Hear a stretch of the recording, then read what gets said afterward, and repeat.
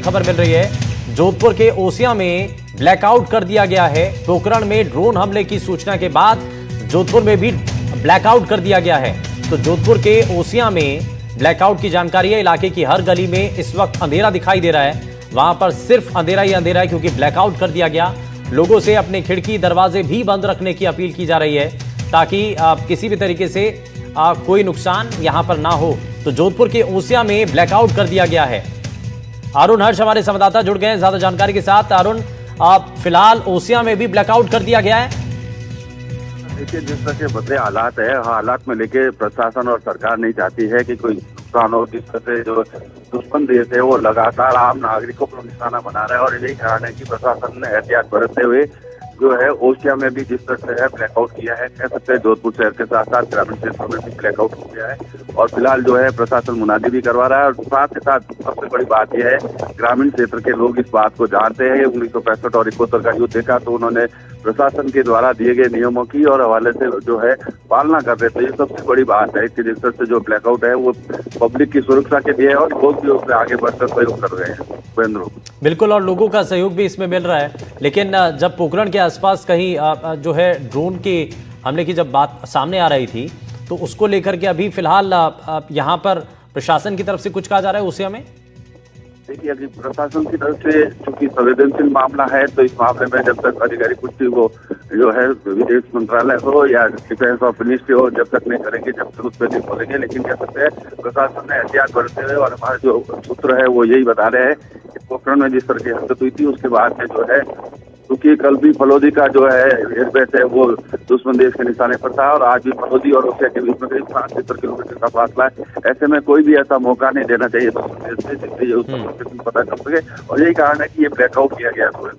ठीक है, बहुत शुक्रिया अरुण इस पर जानकारी देने के लिए।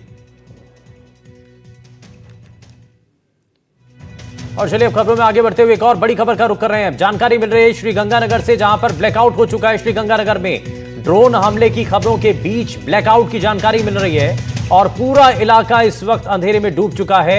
यानी कि पूरे इलाके में ब्लैकआउट है और इससे जुड़ी जानकारी श्रीगंगानगर से मिल रही है।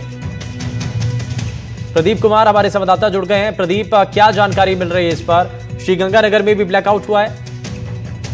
बिल्कुल, जिस तरीके से जो पाकिस्तान के द्वारा नापाक हरकत की जा रही है उसके बाद से है वो श्रीगंगानगर में रेड अलर्ट जारी किया गया है। रेड अलर्ट जारी होने के बाद 9 बजे से ही है पूरे शहर में ब्लैकआउट किया गया है।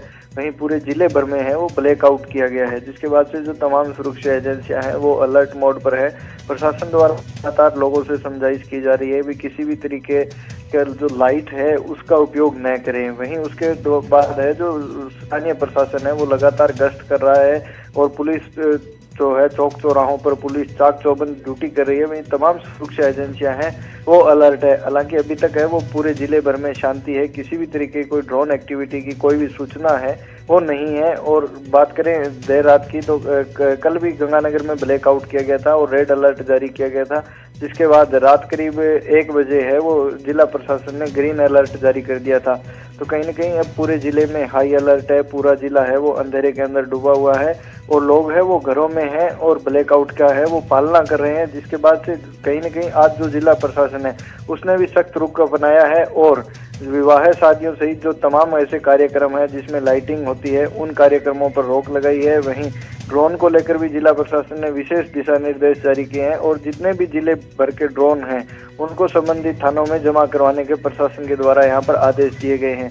फिलहाल पूरी स्थिति के ऊपर जो तमाम प्रशासन व सुरक्षा एजेंसियां नजर बनाए हुए हैं और फिलहाल श्रीगंगानगर जिले में शांति है। ठीक है, तो यानी कि फिलहाल शांति है और उम्मीद यही है कि शांति बनी भी रहे, क्योंकि बार बार ज्यादा इलाकों से अब जानकारी मिल रही है बॉर्डर से लगते हुए कि वहां पर ड्रोन बार बार आसमान में दिखाई दे रहा है। खैर, बहुत शुक्रिया प्रदीप इस पर जानकारी देने के